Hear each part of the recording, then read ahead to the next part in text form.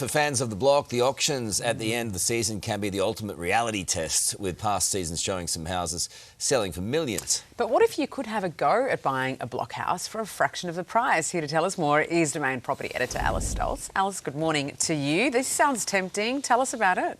Good morning, guys. Well, yeah, the word about town is going to be a bit of a disruptor at the block auctions this year. Now, this person is not looking at buying a house for themselves, but rather going co-ownership with a group of people. Now, we know there's often lots of chatter about the fact that the block auctions often become a billionaires club, and this company is now saying it's time to bring it back and put it in the hands of the people.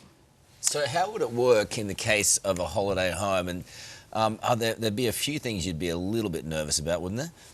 Yeah, it's interesting, Carl. I think the appeal of a holiday home is that people only use them apparently on average around 35 nights a year. So you've clearly got a lot less access required to the house. Now, the way it would work is you would book it in an app, you would get it in advance, and it allows you to have this more affordable option into home ownership. So in the model here, it's around $350K, so a lot more accessible to have a property. You're getting access to a better house, a stepping stone to the property market. But the cons, of course, are you are still taking on debt. You're going to have to contend with the availability of that property, particularly during peak periods of the year. And ultimately, when you've got less skin in the game when it comes to property, you're likely to have a smaller return on the investment. But I think it's a really interesting model, and it's certainly something that's quite popular in Europe and the US, this idea of co-ownership.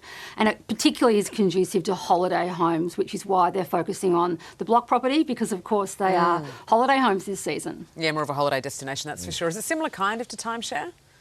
It is a little bit, Sarah, except with timeshare, you're not actually that sort of permanent owner, so you're not making that sort of return on the investment in the long haul. So apparently in this case, you'll actually be able to sell your share whenever you choose, whereas timeshare is a bit different. You get that sort of 1 week locked in and you've got to take it when you get it. So it's a bit more flexible, I suppose, and I guess you get the return of ownership should the property rise in value. You want to have a go or not? I don't know, Carl, it's kind of tempting, isn't it? But I was down there yesterday, and this season you're going to see some incredible things in the coming weeks about why this makes this block particularly very interesting for families, for a family vacay. Good tease, Alice. Thank you. Thanks, Alice.